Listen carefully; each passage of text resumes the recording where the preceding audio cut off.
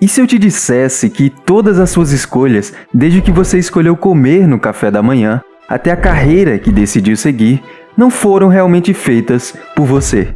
E na verdade são apenas parte de um roteiro que já estava escrito.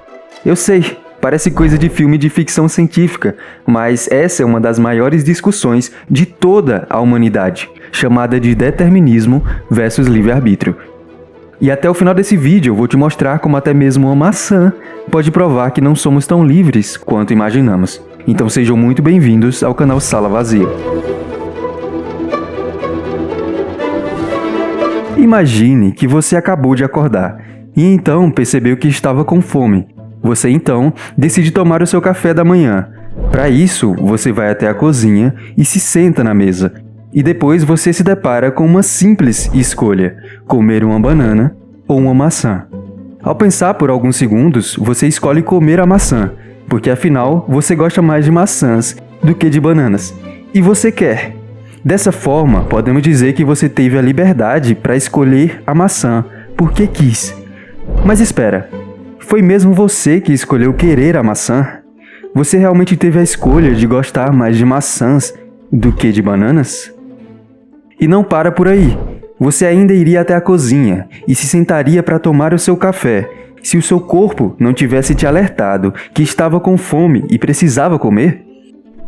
Na Alemanha, no século XIX, o filósofo Arthur Schopenhauer dizia: "O homem pode fazer o que quer, mas não pode querer o que quer." Ou seja, temos a liberdade de agir de acordo com nossos desejos, mas os próprios desejos podem não serem resultado de uma escolha livre. É como se estivéssemos em um mercado. Nós temos a liberdade de escolher entre as opções de produtos que nos são apresentadas, mas não a liberdade de escolher as opções em si. Então você pode fazer o que quer, mas não pode querer o que quer. Mas você pode estar pensando: se eu só fizesse o que eu quero, com certeza eu não iria pegar um busão lotado de gente, sentir o cheiro daquela pizza debaixo do braço do Joãozinho, para ir trabalhar todos os dias. Mas eu vou mesmo sem querer. Logo, eu tenho um livre-arbítrio. Mas é aí que tá. É verdade. Você não quer ir trabalhar numa segunda-feira. Você quer ficar em casa. Mas sabe o que você quer mais ainda do que ficar em casa? Ter uma casa. E de preferência, não morar debaixo da ponte. Então, nesse caso, o desejo maior vence. E você vai trabalhar. Dessa forma, você não tem o livre-arbítrio para querer morar debaixo da ponte. É como se recebêssemos um conjunto de desejos e o maior desejo vencesse, causando a sua ação. E sim, às vezes fazemos coisas que preferimos não fazer, mas isso também é impulsionado por desejos fora do nosso controle. Quando fazemos algo, isso é sempre impulsionado pelo que queremos, mesmo que o desejo seja sofrer agora e ser recompensado depois.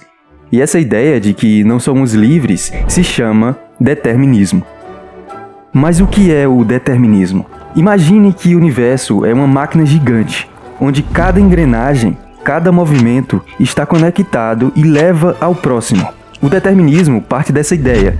Tudo o que acontece no presente e vai acontecer no futuro é apenas uma consequência de eventos que já aconteceram.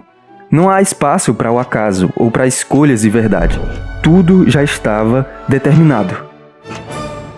E eu posso te provar que muitos dos nossos desejos, no fundo, são influenciados por simples reações químicas, tendo uma motivação biológica. Por exemplo, uma das maiores motivações do ser humano é a busca por uma pessoa ao seu lado, um parceiro.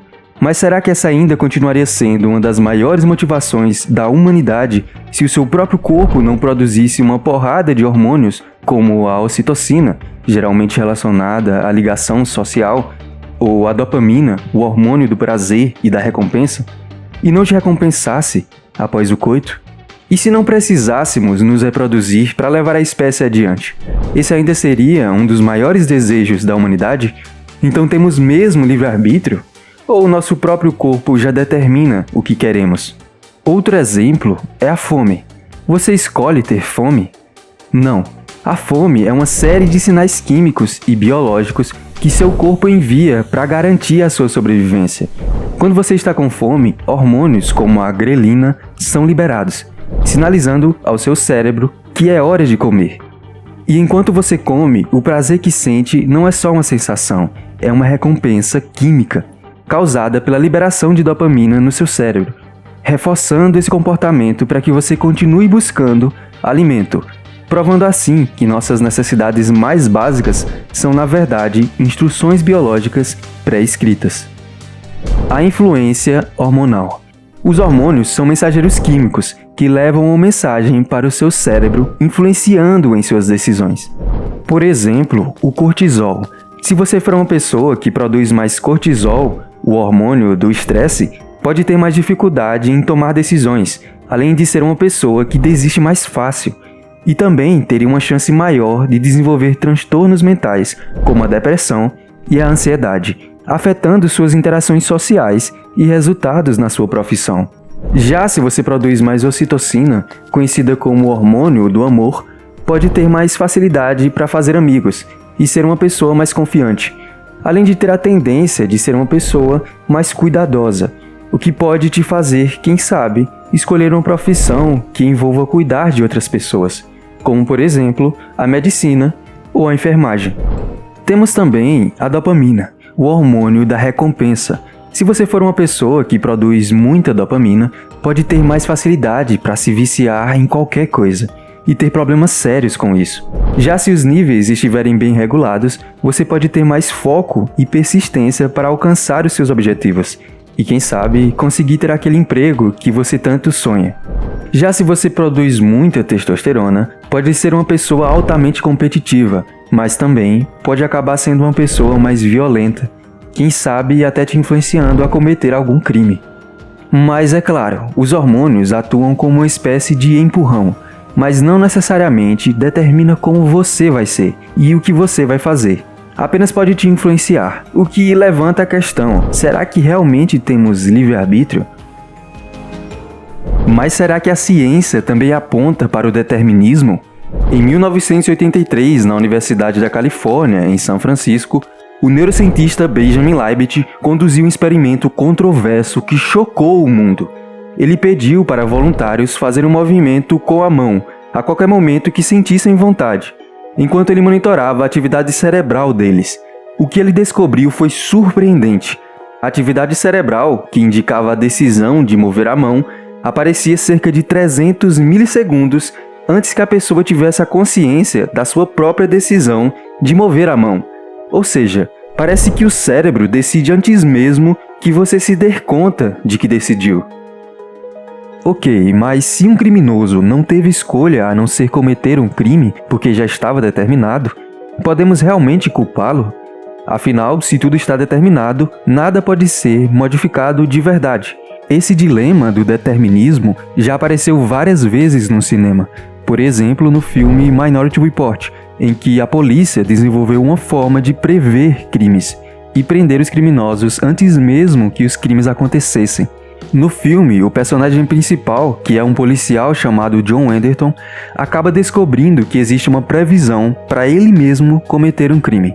A obsessão de Anderton em provar que ele tem a liberdade de não cometer o assassinato, ironicamente, parece o levar cada vez mais próximo de cometer o crime da previsão. Mas calma, eu não vou dar spoiler do final do filme, apesar de ser um filme de 2002, né? A grande questão é, se o futuro já foi visto, a pessoa tem mesmo escolha de não fazer aquilo? Se já está previsto, ela pode ser culpada pelo crime? Já na série Dark, muito boa, por sinal, a gente vê personagens que conseguem viajar no tempo, tentando mudar o passado, mas acabam também, ironicamente, fazendo com que tudo aconteça exatamente como sempre foi. É um ciclo sem fim, onde o destino parece ser imutável, não importa o que eles façam para tentar mudar. A ideia de livre-arbítrio é fundamental para a maioria dos nossos sistemas legais e morais. Afinal, como punir uma pessoa que não tinha escolha a não ser fazer o que fez? O livre-arbítrio. Então, do outro lado do ringue, temos o livre-arbítrio. Essa ideia defende que somos responsáveis por nossas ações, tendo a capacidade de dizer sim ou não, e que mesmo com a influência de reações químicas, conseguimos fazer escolhas reais, e dessa forma, criar um futuro diferente. Enquanto Benjamin Libet nos mostra que o cérebro parece decidir antes mesmo de nós, A neurociência também revela algo incrível: a nossa capacidade de mudar o próprio cérebro. Isso se chama neuroplasticidade, e é como se o seu cérebro fosse uma cidade em constante construção. Imagine que você está começando a aprender a tocar violão. No início é um desastre. Seus dedos são duros, as notas não saem, tudo parece desconectado. Mas toda vez que você pratica, algo mágico acontece no seu cérebro. Novas estradas e pontes começam a ser construídas. As conexões entre os neurônios, que são as ruas onde as informações viajam, ficam mais fortes e eficientes. Aquela área responsável pelos movimentos dos dedos ou a que processa os sons começam a se expandir, como um bairro novo que cresce na cidade. Você não nasce bom em tocar violão, mas seu cérebro se reorganiza e literalmente muda para que você se torne bom. E a melhor parte é que essa reforma no seu cérebro não para por aí. Se você pratica meditação, por exemplo, não está apenas relaxando, você está modificando áreas do cérebro ligadas à atenção, à empatia e à regulação das emoções, te transformando em uma pessoa mais paciente. É como se você estivesse construindo parques e bibliotecas na sua cidade cerebral, tornando-a um lugar mais calmo, organizado e focado. Uma pessoa que antes era muito impulsiva, com a prática da meditação, pode desenvolver mais controle e paciência. Não é que ela decidiu ser paciente do nada. O cérebro dela literalmente mudou para isso. Isso mostra que não somos totalmente pré-programados. Nossas escolhas e aprendizados têm o poder de mudar o nosso próprio cérebro e, com isso, mudar quem nós somos, reforçando a ideia de que talvez tenhamos livre-arbítrio. O compatibilismo. Ok, tanto a ideia do determinismo quanto a do livre-arbítrio possuem bons argumentos e evidências. Então, qual é a verdade? Somos livres ou tudo está determinado? E aí que entra o compatibilismo, que é a ideia de que não somos nem completamente determinados, nem completamente livres, e de alguma forma a verdade está no meio. Nossas escolhas podem ser influenciadas pela nossa biologia, como fomos criados e a cultura em que vivemos, mas mesmo assim temos espaço para tomar decisões conscientes. O compatibilismo argumenta que o livre-arbítrio não é a capacidade de agir sem influências, mas sim a capacidade de agir de acordo com os próprios desejos, mesmo que esses desejos sejam, por sua vez, determinados. Ou seja, para um compatibilista, você é livre se você faz o que você quer, independentemente de por que você quer fazer isso. David Hume, um filósofo escocês do século XVIII, é um dos grandes nomes do compatibilismo. Para ele, a liberdade é a capacidade de agir de acordo com a própria vontade, sem ninguém nos forçando. Ele argumentava que o mundo funciona de forma determinada. Por exemplo, as leis da física, como a gravidade e a velocidade da luz, estão determinadas. Mas isso não impede que sejamos responsáveis por nossas ações. Uma ação é livre se ela vem de quem você é, dos seus gostos e motivações, mesmo que essas motivações sejam influenciadas por reações químicas. Voltando ao exemplo da maçã, você escolheu a maçã porque queria a maçã. Para um compatibilista, essa é uma escolha livre, porque ela veio do seu desejo, mesmo que o seu desejo de querer a maçã tenha raízes biológicas. A escolha foi sua porque partiu de você, das suas preferências e não de outra pessoa. Em outras palavras, para um compatibilista, o determinismo explica como o mundo funciona, e o livre-arbítrio é a nossa capacidade de escolha dentro das regras do jogo da vida. A liberdade, nesse sentido, é não ser forçado por outra pessoa. Mas afinal, temos livre-arbítrio ou somos apenas marionetes? A ciência e a filosofia nos mostram que a resposta não é tão simples. De um lado, a biologia e a neurociência nos mostram que somos influenciados a tomar certas decisões. Por outro lado, nossa intuição de que somos livres e a incrível capacidade de mudar o nosso próprio cérebro com a neuroplasticidade nos dão esperança de que podemos sim ser livres. E talvez, só talvez, a verdade esteja no meio termo. Somos livres para agir de acordo com nossos próprios desejos, mas não para escolher os nossos desejos. Isso não tira a responsabilidade das nossas ações, porque elas ainda refletem o nosso caráter. No fim das contas, o importante é o que fazemos com essa dúvida. Questionar o livre-arbítrio não nos impede de tentar agir da melhor forma possível. Pelo contrário, talvez nos faça pensar: será que a escolha que eu estou fazendo realmente é minha? Ou são apenas influências biológicas? Mas e você, o que acha? Acredita que vivemos em um determinismo? Temos livre-arbítrio ou as duas coisas ao mesmo tempo? Deixe o seu comentário aqui embaixo que eu realmente quero saber a sua opinião sobre isso. E se você quer saber como mamilos, isso mesmo, mamilos provam que a moral e a beleza não existem, clica no vídeo que está aparecendo aqui na tela para descobrir. Deixe o seu like e se inscreve no canal para não perder os próximos vídeos. O canal está só começando e ele só vai ser possível com o seu apoio. Então se inscreve no canal e até o próximo vídeo.